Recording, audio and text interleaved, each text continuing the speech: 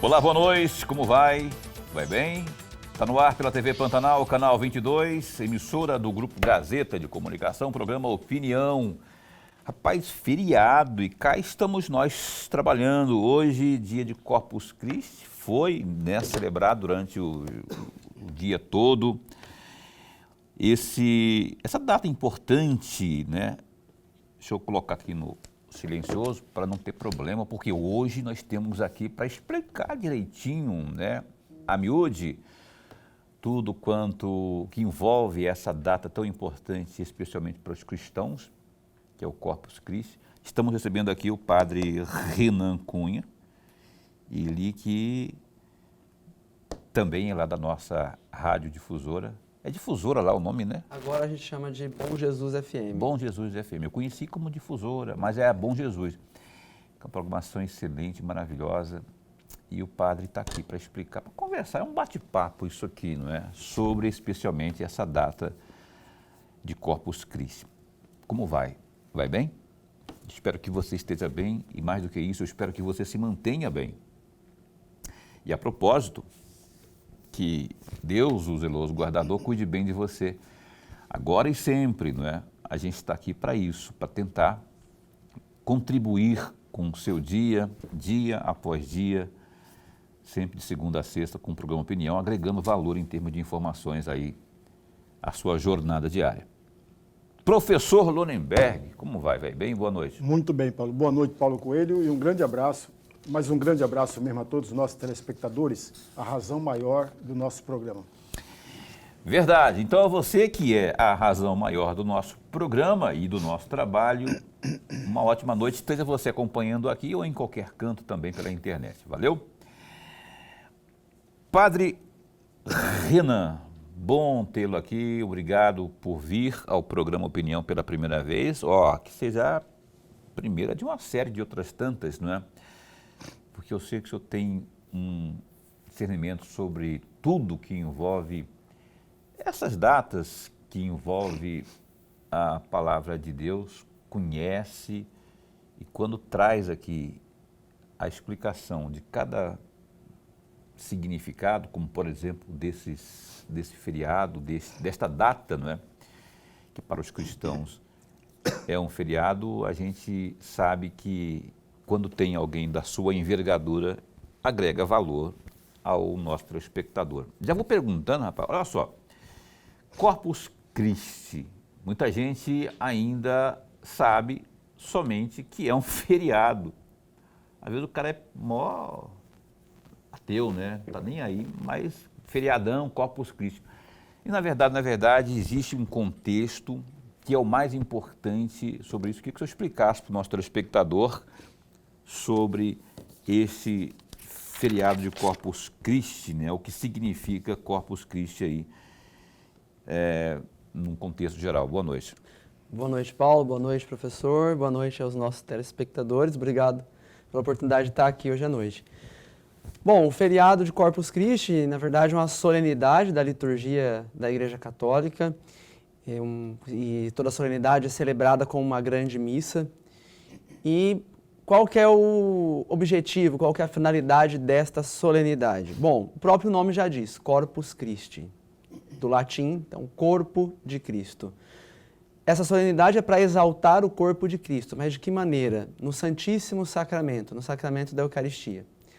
Por isso que é celebrada na quinta-feira, porque foi na quinta-feira santa, então vamos lembrar aí do Tríduo Pascal, aquelas três últimas celebrações, aqueles três últimos momentos de Nosso Senhor Jesus Cristo aqui na Terra, antes da sua crucificação. Então nós temos ali na Quinta-feira Santa a instituição do sacramento da Eucaristia, ele celebra a missa. A Santa Ceia, chamada Santa Ceia, a última ceia, é a celebração da Santa Missa. E ali naquele momento, Jesus, ele consagra o pão e consagra o vinho.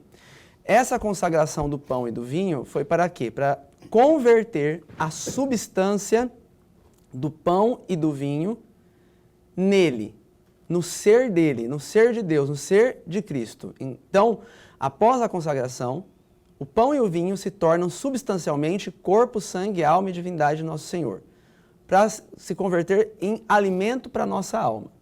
Isso foi feito na Quinta-feira Santa. Bem, por que a festa de Corpus Christi? Porque durante a Idade Média, então a festa de Corpus Christi se institui na Idade Média, e havia uma santa na época, Santa Juliana Liege, que ela teve uma visão da igreja como se fosse uma lua, e uma parte da lua estava escura.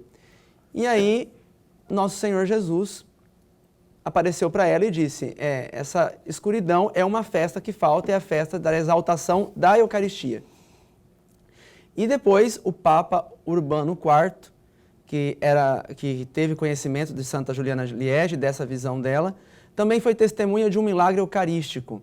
E os milagres eucarísticos acontecem geralmente quando se começa a duvidar da fé, a se contestar a fé. Então as pessoas já não estavam crendo tanto na Eucaristia. Por isso o Papa Urbano IV instituiu a festa de Corpus Christi numa quinta-feira para recordar a Quinta-feira Santa e exaltar este que é o maior de todos os sacramentos da igreja, por isso que fala que é o Santíssimo Sacramento, que é o sacramento do corpo, sangue, alma e divindade de Nosso Senhor. Então, como eu disse, na consagração fica a aparência do pão e do vinho, mas na substância, naquilo que é o ser da coisa, se transforma, por isso a gente fala o milagre da transubstanciação, porque a transformação da substância, a substância é Nosso Senhor Jesus. Não é mais pão e não é mais vinho, é Nosso Senhor Jesus Cristo. Então, para nós católicos, não é um símbolo, é de verdade Jesus, Jesus eucarístico. Né? Então, por isso que nós adoramos a Eucaristia, adoramos e comungamos dela. O senhor falou aí da visão da lua, da Santa Juliana Liege. Juliana. É por isso que o formato da hóstia, ela tem esse formato ali, meio que... Não tem nada a ver, não? Nada a ver. Por mais uma questão prática mesmo. Ah, entendi. Outra coisa quanto a isso, menina, tem sempre essa dúvida. Todos os católicos podem comer a hóstia, porque eu vejo uma fila na igreja católica, não é? Uma fila enorme na hora da hóstia, né? Para a comunhão, para receber a hóstia lá. E eu sei que tem que ter a primeira comunhão, tem que ter aquela... Enfim, eu sei que não é qualquer um. Pelo menos eu tinha essa imaginação que não fosse qualquer um que pudesse receber a hóstia, não é? Qualquer um assim, que não tivesse passado por aquela preparação toda, eucarística, né? Eu queria que o senhor esclarecesse sobre isso. Bem, então, nosso Senhor Jesus, ele instituiu a Eucaristia para ser o alimento da alma. Então, todos deveriam comungar. Todos. A Eucaristia, Deus é para todos. No entanto, para que você comungue de verdade, ora, para você ter comunhão com alguém, você precisa ser amigo daquela pessoa. Para você frequentar a casa de uma pessoa, você precisa conhecer aquela pessoa. Então, para você comungar do corpo de Cristo, você precisa ser amigo de Cristo, você precisa ter comunhão com Cristo. E conhecê-lo, né? E conhecê-lo.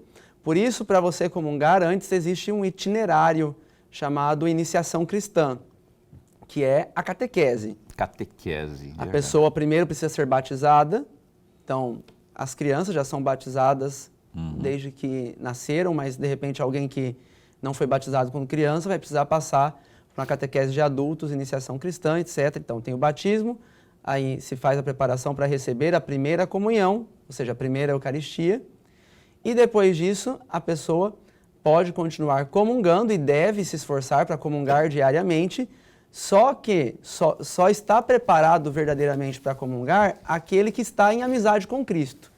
Então, se alguém comete algum pecado grave, e aqui pecado grave o que seria? Um pecado mortal? Pecado mortal é uma desobediência consciente, livre e deliberada dos 10 mandamentos. Eu sei que uma coisa é errada, eu sei que aquilo é mal, mas eu, livre, consciente e deliberadamente decido fazer aquele mal. Se eu faço isso, eu cometi um pecado grave. Então, eu não estou mais em comunhão com Cristo. É um mal deliberado. É um mal deliberado. Então, se eu faço um mal deliberado, eu não estou mais em comunhão com Cristo. Então, eu não posso receber o corpo dele. Não porque ele não queira me dar o seu corpo como alimento por amor. Cristo quer se dar a todos. Mas porque eu rompi com ele. Então, antes de comungar, nesses casos, eu preciso da confissão. eu preciso me confessar. E eu preciso estar arrependido. Não basta só ir lá e confessar da boca para fora. Eu preciso estar arrependido do meu pecado, com firme propósito de não mais voltar a cometer aquele erro e, então, a partir disso, conservar a graça da comunhão e da amizade com Cristo. Eu vou chamar o Lorenberg para a conversa. Padre, antes de mais nada, registrar nossa alegria. Mas muito bom mesmo tê-lo aqui no nosso bate-papo, porque é um bate-papo mesmo para ajudar o amigo o telespectador a entender melhor um pouco. Me permita, Padre, voltar à primeira resposta, que eu gostaria um pouco mais de aprofundamento do senhor. Muito bem.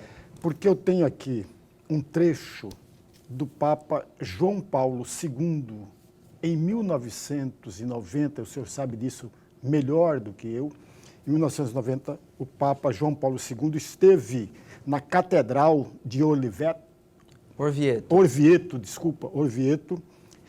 e ele disse a seguinte frase, entre aspas: Jesus se converteu em nosso alimento espiritual para proclamar a soberana dignidade do homem, para reivindicar seus direitos e mais, e suas justas exigências, para transmitir-lhes o segredo de vitória definitiva sobre o mal e a comunhão eterna com Deus. Fecham aspas. Gostaria muito que o senhor comentasse esta afirmação do saudoso e santo agora, né? João Paulo II, para complementar a primeira resposta que o senhor disse anteriormente. Sim. Olha, nós podemos falar que São João Paulo II foi também o Papa da Eucaristia. Muito devoto da Santa Missa. Claro, todos deveriam ser muito devotos, especialmente os papas, Bento XVI, Francisco, tem que ser devoto da Eucaristia, tem que adorar a Eucaristia. Mas o Papa João Paulo II tinha uma sensibilidade. Tanto que ele, quando celebrava missas para grandes públicos, depois ele também celebrava uma missa privada, vamos dizer assim. Para quê? Porque essas missas de grande público é fácil você se dispersar, é fácil você se distrair. Então, como um bom amigo que quer estar intimamente com o outro, ele celebrava uma missa privada depois, para estar só ele e Jesus. E depois das missas dele, ele sempre fazia um tempo de ação de graças, de ficar lá adorando Jesus depois que ele comungou. Bem, então essas palavras de São João Paulo II são de alguém que sabe o que a Eucaristia faz com quem vive de verdade da Eucaristia. Ela transforma o ser humano. Ela dá uma dignidade divina ao ser humano. Por quê? Qual que é o objetivo da Eucaristia? É nos fazer entrar na vida eterna. Nós fomos feitos à imagem e semelhança de Deus, como pessoas. A Santíssima Trindade é uma relação também de pessoas, uma relação pessoal, são 3 pessoas divinas. E nós somos chamados a fazer parte dessa relação pessoal com Deus. E isso se dá por meio da comunhão, também, principalmente por meio da Eucaristia.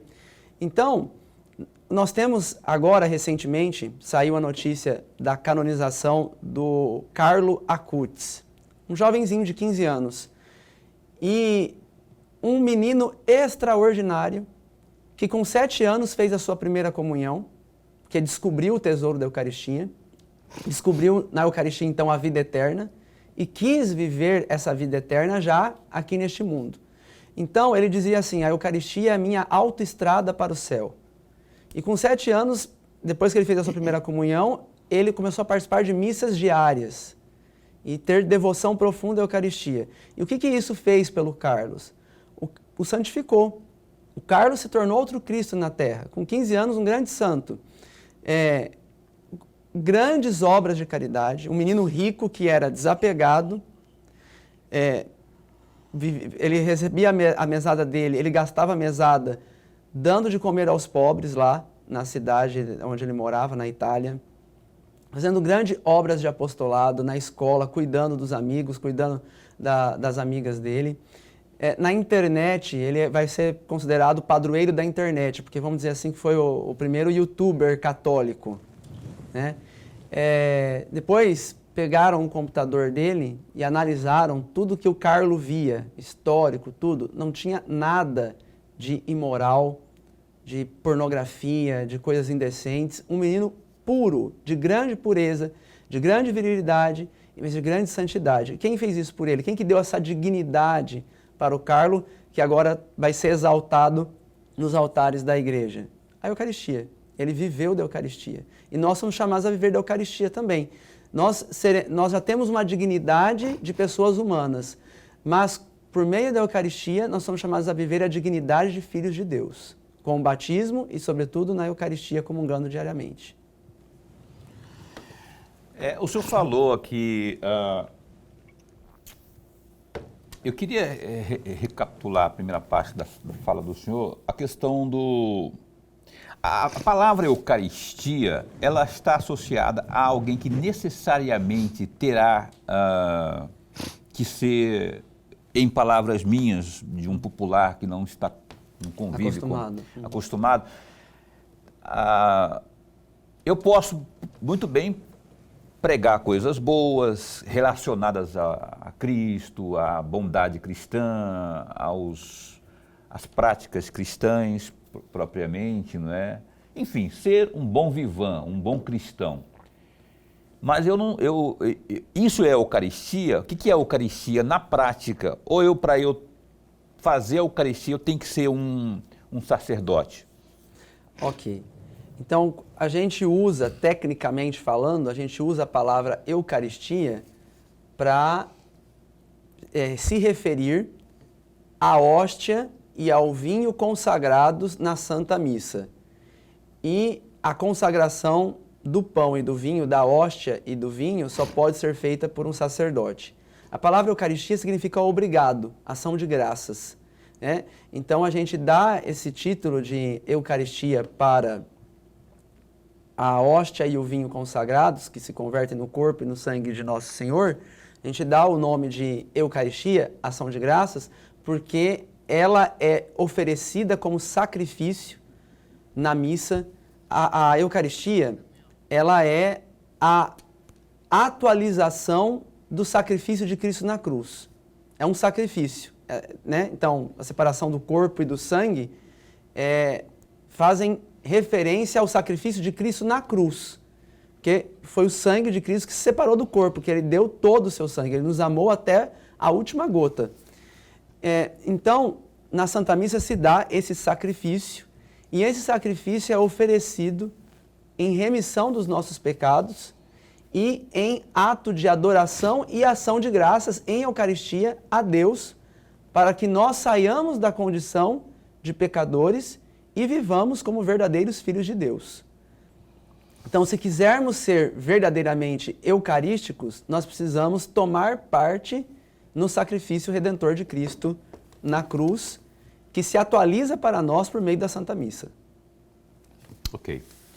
Nós vamos continuar com esse bate-papo aqui e eu vou perguntar mesmo. Tem coisas que eu acho que, inclusive, você que está assistindo tem dúvidas que eu acho que eu tenho. Eu imagino que você possa também ter algumas dúvidas nesse sentido aí, não é? Para a gente aproveitar a oportunidade de termos aqui o padre, para a gente esclarecer, né? Para fazer com que esse programa seja útil também nesse sentido aí.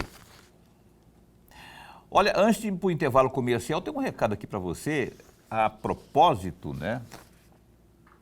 Falar de empatia e de solidariedade, rapaz. Olha só, esse recado aqui é que o Grupo Gazeta de Comunicação, sensibilizado com a tragédia no Rio Grande do Sul, une esforços com a Águia Sul Transportes, Lojas Moda Verão, Casa da União Santa Luzia e Polícia Militar do Estado de Mato Grosso e contam com você nesta causa. São inúmeros desabrigados que precisam da ajuda de todos nós. Socorrer quem mais precisa é um ato de amor. Todos juntos pelo Rio Grande do Sul. É hora de agir. doe alimentos não perecíveis, água mineral, material de limpeza e higiene pessoal. Entregue sua doação nas lojas Moda Verão e no Grupo Gazeta de Comunicação, na rua Professora Tereza Lobo, número 30, Consil. Informações pelos telefones 653612-6507, 653612-6190. O programa Opinião dá um tempo só e volta já já.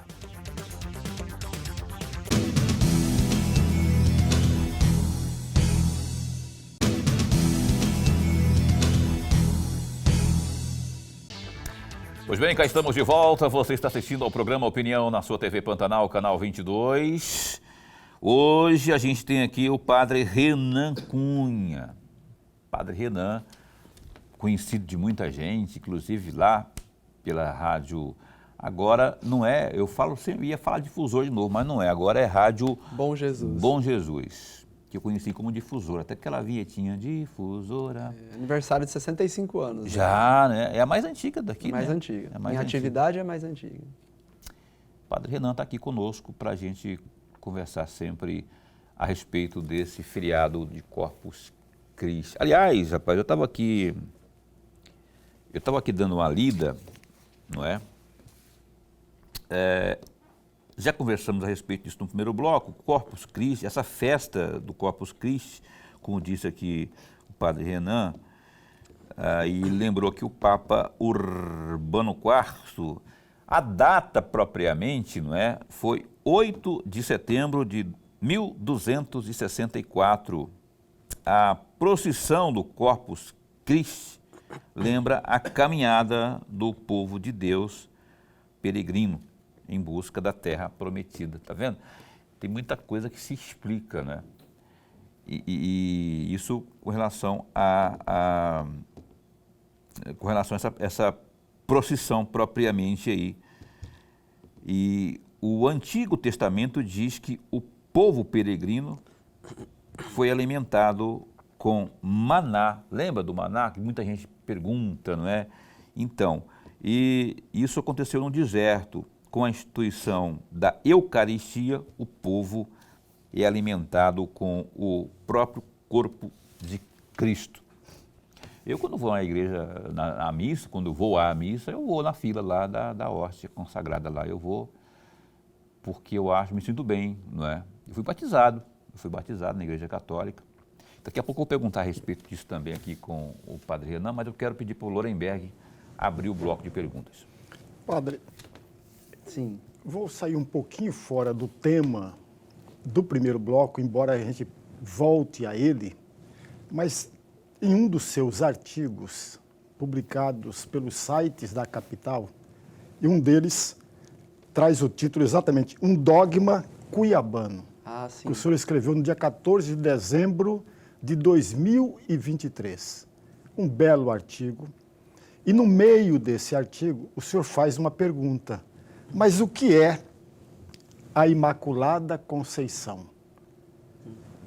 E eu pego exatamente essa pergunta, padre, e faço ao senhor. O que é a Imaculada Conceição? E eu pergunto, na emenda dessa pergunta do Lorenberg, já entro também, ele fala o que é, eu pergunto quem foi a Imaculada Conceição. Por quê? Vou emendar, é uma pergunta só. A dele eu vou emendar, aí se eu considero uma pergunta só. Enorme, mas é uma pergunta só. Beleza. A Conceição Imaculada, ela é a mesma santa de todas as outras denominações. Santa Maria, Santa... Eu sou, por exemplo, devoto de Santíssima de Fátima, Nossa Senhora de Fátima, Santa Auxiliadora, Santa Piedade, Santa... Enfim, todas as Marias são uma só? Então vamos lá.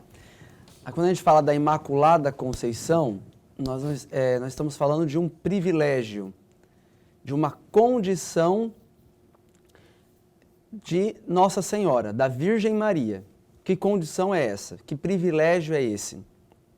É o privilégio de ter nascido sem a mancha do pecado original. Então veja, todos nós, infelizmente, por conta do pecado dos nossos primeiros pais, que a Bíblia chama de Adão e Eva. Então, por conta deste pecado do primeiro casal humano, a natureza humana foi corrompida, foi maculada, manchada. E não precisa de muito esforço para a gente perceber que, de fato, em nós, há uma inclinação para o mal. O pessoal fala aí dos pensamentos intrusivos. Ou seja, você pensa coisas más o tempo todo, né? Isso é um fato. A gente tem que reconhecer que nós temos maus pensamentos. E, infelizmente, muitas vezes, esses maus pensamentos a gente acaba colocando em prática. De onde vem essa tendência para o mal que muitas vezes nós manifestamos? Vem dessa desordem na nossa natureza humana causada pelo pecado original, por essa mancha, por essa mácula. Então, Jesus, que ama a sua mãe, qual filho que, tendo poder para proteger a sua mãe de uma grande violência, não a protegeria? Então Jesus, uma vez que ele, desde toda a eternidade, escolhe a Virgem Maria para ser a sua mãe biológica aqui na Terra, então ele também preserva a natureza da Virgem Maria da mancha do pecado original, desde a concepção.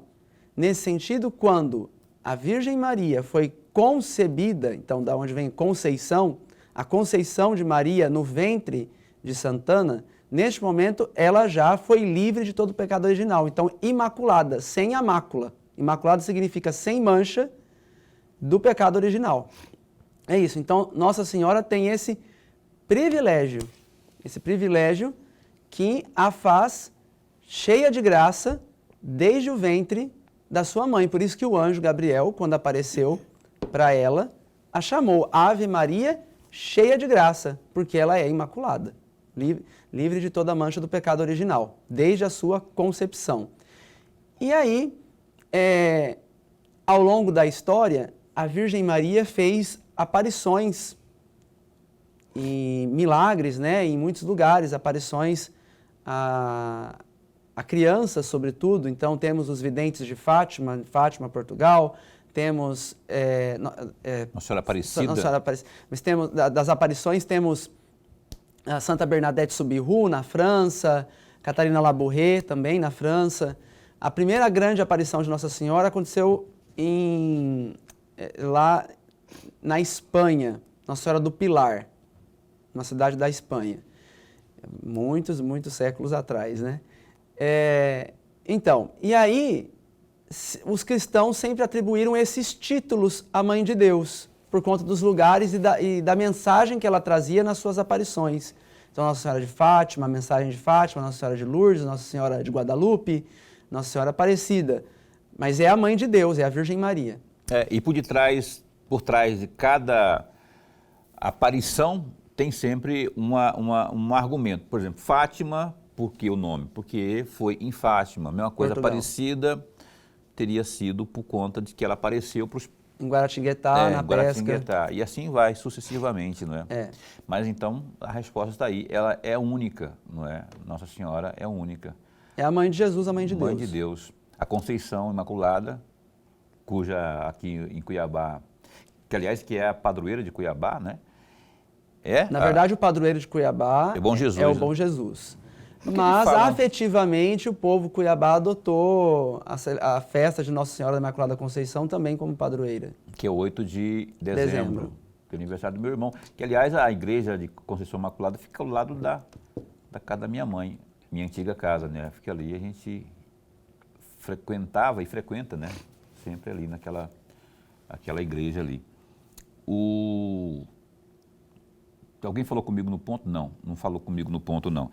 Eu estava com uma dúvida aqui, Lorenberg, se você me permite, eu queria perguntar para o padre a questão do batismo propriamente, não é? Houve um tempo, e hoje não existe mais isso, né? O pessoal católico, principalmente, eles levavam um padre, né? Convidavam um padre a ir até a maternidade para, já como o senhor mencionou no bloco anterior, já sair de lá batizado, né? Hoje não tem mais disso, pelo menos não vejo com muita frequência isso, né?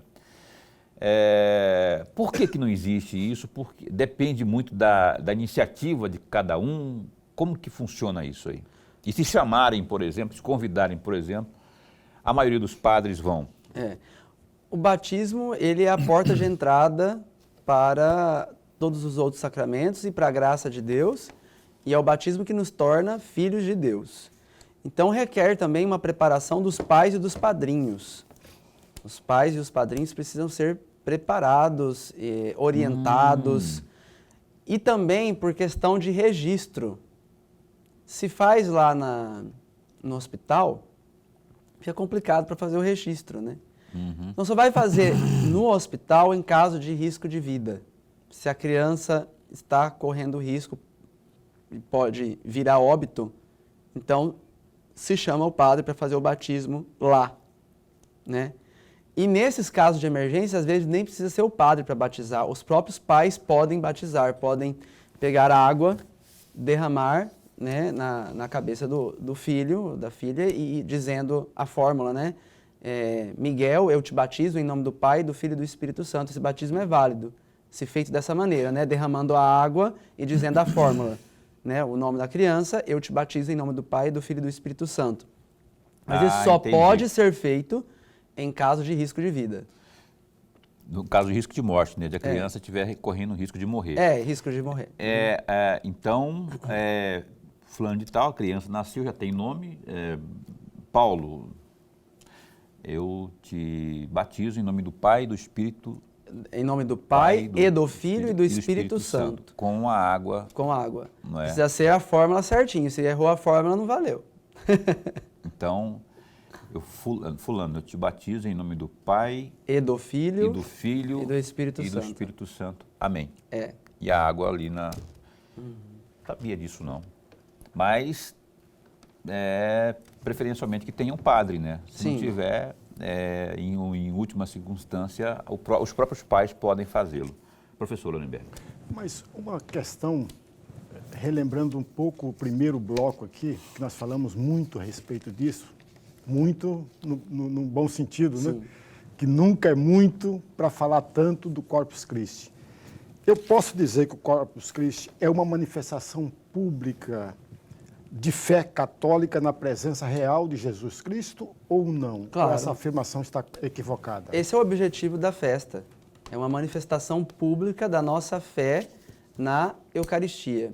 Então, retomando um pouco para deixar mais claro isso, no Evangelho de São João, capítulo 6, Jesus anunciou a instituição do sacramento da Eucaristia. Ele fala lá várias vezes o seguinte: quem comer da minha carne e beber do meu sangue, viverá. Ele diz, né, que então a sua carne e o seu sangue são alimento para a vida eterna. Então, quem não tiver comunhão com o seu corpo e o seu sangue, não entrarão na vida eterna. E ele fala isso literalmente, não é de forma alegórica, não é de forma simbólica, é ao pé da letra. Tanto que, quando ele diz isso, os discípulos ficam escandalizados. Mas peraí, ele está dizendo que nós temos que comer a carne dele, nós temos que comer o corpo e beber o sangue dele, que história é essa? Eles ficam horrorizados. E Jesus mantém a palavra, é isso mesmo, vocês vão precisar comer do meu corpo e beber do meu sangue. E qual é o corpo e qual é o sangue? Então, aí ele diz, né, o pão e o vinho que vão ser consagrados. E ele faz isso, ele anunciou isso no capítulo 6. Depois, lá na Santa Ceia, ele institui isso. Ele institui de que maneira? Ele pega o pão, ele pega o vinho e consagra dizendo: isto é o meu corpo, isto é o meu sangue, que é dado, que é derramado por vós. Fazei isto em memória de mim. Neste momento acontece um milagre chamado transubstanciação, que é a mudança da substância do pão e do vinho na substância de Deus. Na substância. O que é substância? Vamos entender o que é substância. Substância é o que faz a coisa ser. Então, por exemplo, nós temos aqui 3 copos. Temos aqui 3 copos à mesa. Como que eu sei que são 3 copos e um celular? Porque esse celular não tem o ser do copo, ok? Ele tem o ser do celular, ele tem a substância do celular, certo? Ok, então eu separei. Mas são o mesmo copo? Não. O que os diferencia? Os chamados acidentes, o exterior, a aparência, mas eles têm a mesma substância, a substância de copo, tá? Na Eucaristia, então, o que acontece? Muda a substância e os acidentes, as aparências permanecem. Então, a aparência do pão e do vinho, então, o gosto, o cheiro, o tato, né? Fica a aparência do pão e do vinho. Mas a substância, aquilo que é o ser da coisa, se converte no ser de Nosso Senhor Jesus Cristo. Corpo, sangue, alma e divindade. Padre, não consigo entender. É só para saber, não é para entender, porque é um mistério, é um milagre. Crer, eu preciso crer que é Jesus. E eu vou como Jesus disse, tomai todos e comei, este é o meu corpo que é dado por vós, fazer isto em memória de mim. Por isso que se celebra a Santa Missa. A Santa Missa é esse ato de fazer isso em memória de Cristo. Jesus está ali presente. Entendi.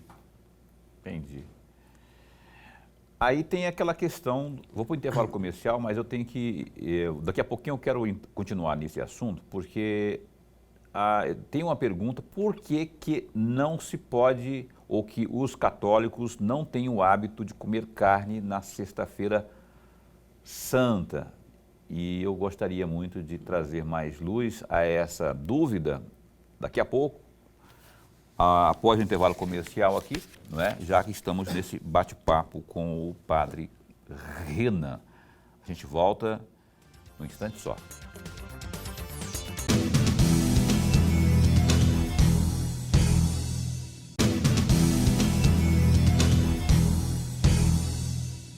Ok, a gente retoma aqui a entrevista com o Padre Renan, ao vivo. Não é ao vivo. A gente está com essa gravação. Esse é um programa que a gente, caprichosamente, com muito carinho, a gente convidou aqui o Padre Renan para falarmos sobre o dia de hoje, não é? Que é Corpus Christi. Padre, se eu tivesse condições de pegar o meu telefone celular agora e ligar lá para o céu, falar com Jesus Cristo, para falar com ele, para confessar alguns pecados, né? Porque algumas coisas assim, falar, seria desnecessário, né? Porque Jesus não precisa disso, né? Ele inviabiliza tudo no negócio de celular, tecnologia, porque ele já está ouvindo tudo, né? Ele está vendo tudo. É verdade isso? Porque às vezes, e eu estou testemunha disso, que parece milagre, assim, que tem hora que eu vejo uma angústia tão forte e vejo uma providência ou um sinal tão claro, tão óbvio. Eu falei, mas como é que ele sabe disso? Como é que as coisas estão acontecendo, né? Eu usei a questão por exemplo, do celular, obviamente, para não ter para tocar no assunto, porque esses meio termos, esses atravessadores são dispensáveis, não é? Quando se diz respeito ao Cristo Jesus propriamente, não é? Porque muita gente tem essa dúvida. E mais, eu quero complicar um pouco essa questão minha aqui para o senhor, sem querer polemizar. Os evangélicos, alguns pregam que não há que se ter intercessor. Se você quer falar com Deus, fale diretamente com Deus. Aí eles, e eu diviso, né? Eles dizem que não precisa de santo, quer falar com Deus, fala diretamente com ele não precisa de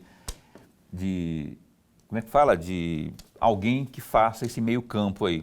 Queria que você desse uma opinião sobre essa forma para a gente poder entender melhor esse canal de comunicação entre nós. Eu, por exemplo, uso a oração, né? E não só na hora de dormir, na hora do almoço, o tempo todo. Eu queria que você explicasse um pouco mais sobre isso.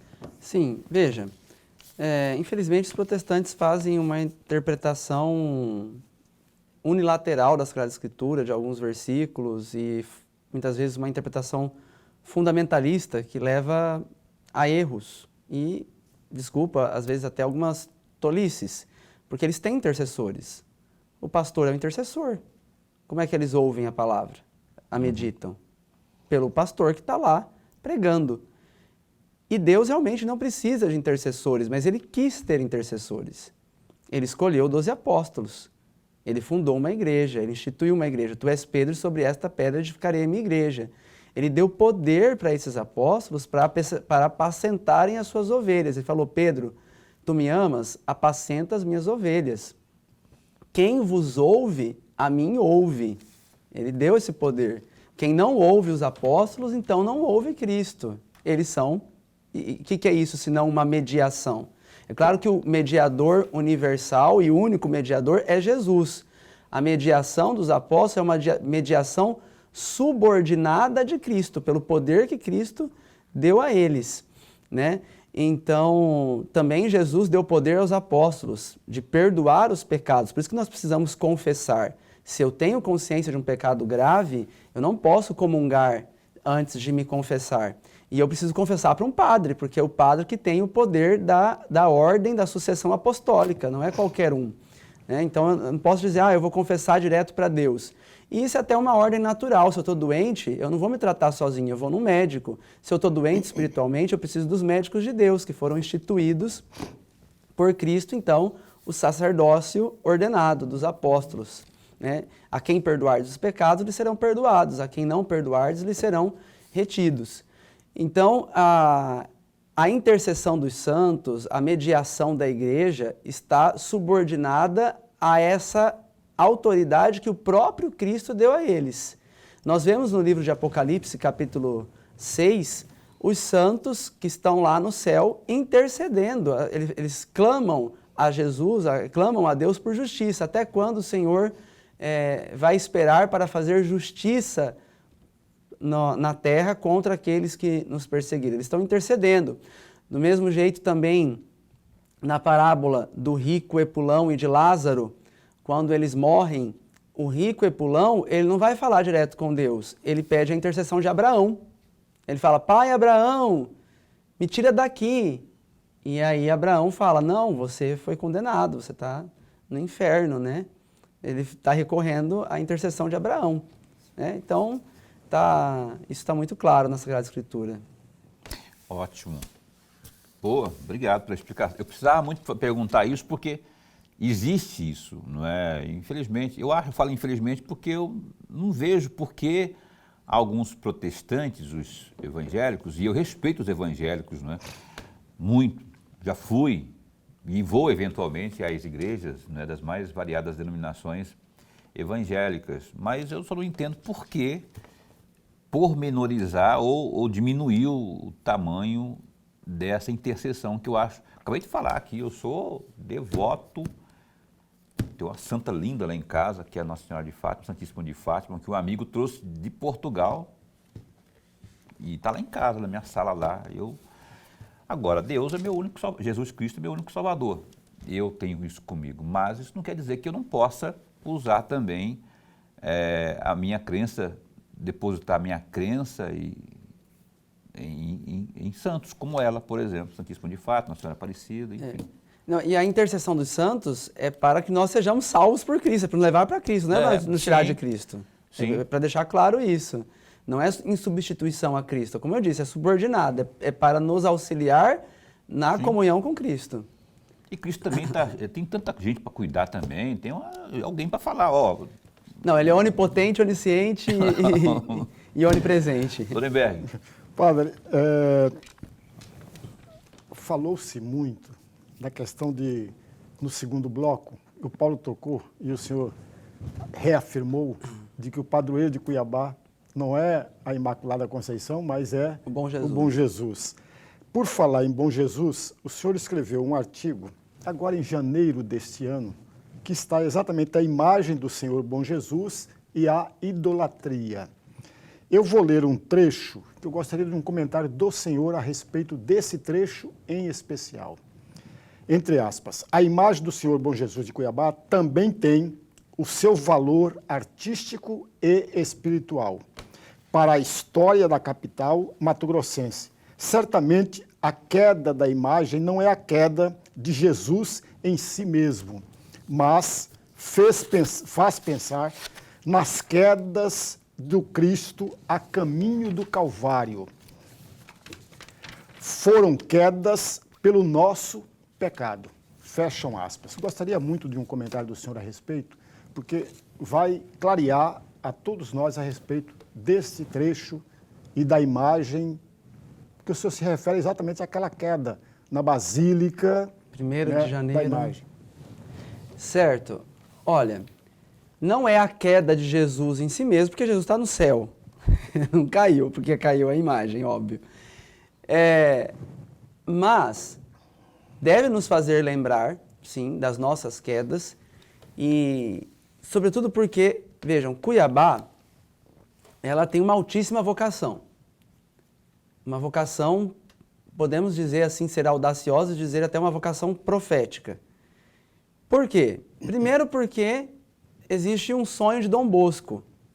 Brasília se apropriou deste sonho, mas se a gente pegar as coordenadas geográficas, o sonho da terra que jorrará leite e mel, que Dom Bosco teve, se aplica a esta região nossa aqui. E não é à toa que Cuiabá foi evangelizada e é evangelizada ainda pela congregação de São João Bosco, pelos salesianos, certo? Então, nesse sentido, Cuiabá tem uma altíssima vocação mesmo de anunciar a palavra de Deus, anunciar o evangelho e conduzir as pessoas para o caminho do céu. No entanto, quando a gente fala das quedas, a gente tem que constatar também com muita dor pecados gravíssimos aqui em Cuiabá e na região. Nós tivemos, no final do ano, começo deste ano, aquela chacina horrorosa daquela família. Em Sorriso. Em Sorriso. Aqui em Cuiabá também, né, na nossa região, esses dias foi morto um policial, o sargento Odenil. Sim, lá na UPA. Crimes bárbaros, crimes horrendos, né? A nossa saúde tão precária, as nossas estradas e a educação, a própria condição do povo. E aqui, esses dias, uma coisa que me deixou um pouco escandalizado, né?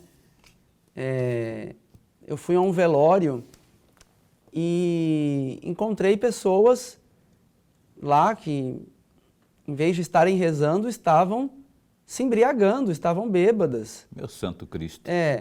Assim, desrespeitando a família da pessoa que tinha falecido, né? Então, as pessoas perderam o critério, perderam a noção das coisas. E isso é um caminho de perdição. Então, ver que Jesus cai, nos lembrar que Jesus caiu 3 vezes ao caminho do Calvário e caiu pelo peso dos nossos pecados, justamente para que nós nos convertamos. Então, nós precisamos mudar de vida, nós precisamos abandonar essas práticas perversas. Padre, eu tenho que caminhar para o final aqui do programa. Eu prometi no bloco anterior, eu tenho uma dúvida, enquanto cristão, sobre a Sexta-feira Santa. Por que não se pode comer carne? Carne de gado, não é? Carne vermelha, não carne de gado, carne vermelha. E, em vez disso, a maioria dos católicos, a maioria prefere peixe, por exemplo. Se alguém insistir em comer carne vermelha, está cometendo pecado? Ok, então vamos entender por que da penitência. Toda sexta-feira do ano é dia de penitência. Então, se prescreve que se faça a abstinência de carne ou de alguma outra refeição ou uma obra de misericórdia. Então, toda sexta-feira do ano é dia de penitência, não é só a Sexta-feira Santa. Durante a Quaresma, nós temos 2 dias de penitência estrita com relação à carne, que é a quarta-feira de cinzas e a Sexta-feira Santa. Então, nesse dia, você não pode comutar em outro tipo de penitência. Então, é realmente a abstinência de carne e o jejum. Por quê? Primeiro, para nos unirmos à paixão de Cristo, para entendermos aquele dia como um dia de expiação dos nossos pecados, de sofrimento e união com o sofrimento de Jesus na cruz. E também a penitência é para a gente aprender a domar os nossos instintos. Um homem que não se controla diante de um pedaço de carne, ele também não vai se controlar diante de uma mulher bonita que não é a sua esposa. Entendi. Entendeu? Então, é uma forma, a penitência é uma educação das nossas paixões para que a nossa alma mande no corpo e não o corpo na alma. Daí o nome pecado da carne quando há a prevaricação, não, quando há o adultério. Adultério. O adultério. Exato. E vai pecar contra o sexto mandamento, os pecados da carne, assim, eles estão intimamente ligados à gula. Se a pessoa não se controla no seu paladar, também Entendi. não vai... E aí, só a questão do pecado, peca, sim, gravemente a pessoa que não faz a penitência na sexta-feira. E uma outra dúvida que eu tenho aqui é, existe uma religião que é dos Testemunhas de Jeová. Eu acho que é essa religião onde os seus seguidores, né, os seus adeptos, eles não trabalham na sexta-feira, no sábado, não é? Certo. Aí a pergunta é, qual é o dia realmente sagrado? Todos os dias são sagrados, né? Mas aquele conforme adventista, né? Tá me dizendo aqui o Rômulo, adventista. Eu falei Testemunho de Jeová. Mas qual o que eu estava perguntando mesmo? Ah, tá. Qual é o dia Sagrado. Sagrado aí? Todos são sagrados, mas aquele que, de acordo com as escrituras bíblicas, dá conta de que não se trabalha, que é reservado para o descanso. O pessoal segue ainda o Antigo Testamento, nós estamos no Novo. Jesus ressuscitou e ressuscitou no domingo. Fez nova todas as coisas. Os primeiros cristãos guardavam o domingo. A partir do momento que Lutero vem e começa a distorcer a tradição e negar a tradição e dizer que só a Bíblia vale, e aí depois acontece o seguinte, não é só a Bíblia vale, para eles acaba valendo só o Antigo Testamento. Aí voltam as tradições do Antigo Testamento, a história de não poder comer carne de porco, entendeu? Entendi. Rebeca, tem alguma curtinha aí? Muito rapidamente, padre, voltando a partes dos blocos anteriores, que o senhor falou que a igreja, não falou com essas palavras, mas deu a entender exatamente, a igreja está sempre com as portas abertas, olhando a questão valor cultural, se deve muito ao Vaticano II, a partir do Vaticano II ou não, padre? Queria que o senhor respondesse em 30 segundos. Não. O Vaticano II impulsionou, mas a igreja sempre esteve aberta àquilo que é bom. Aquilo que é mal, ela rejeita. Ele apenas impulsionou isso. Ele impulsionou aquilo que já era costume da igreja. Olha, eu adorei esse bate-papo aqui, não é? A aula aqui que nós, pela primeira vez, tivemos aqui com o padre Renan Cunha. Que essa seja a primeira de uma série de outras tantas. Convites não faltarão para que o senhor volte para conversar conosco, com nossa audiência aqui. Obrigado. E esse espaço aqui continua a postos para bem informar. Obrigado. Eu que agradeço. Deus abençoe. Amém. Deus é bom o tempo todo, né? Sim. Ele não falha. A gente aqui é cabeçudo, de vez em quando dá uma... É mais que nem disse aqui o padre Renan, confesse seus pecados e aí você terá... Mas confesse de verdade, ainda confessar e daqui a pouco voltar a cometer os mesmos... Você tem firme propósito. Você tem que ter propósito. Dorenberg, o meu propósito é que a gente volte amanhã. Pelo menos a vontade é essa, não é? Amanhã, estaremos aqui. O Suelmo Evangelista Fernandes, ele é o novo presidente da Empaer. É isso mesmo? Eu estou aqui lendo... Diretor-presidente. É, diretor-presidente da Empaer, ao vivo, aqui na TV Pantanal, canal 22, nessa sexta-feira. A gente se encontra. Se cuida, fica bem, fica com Deus também.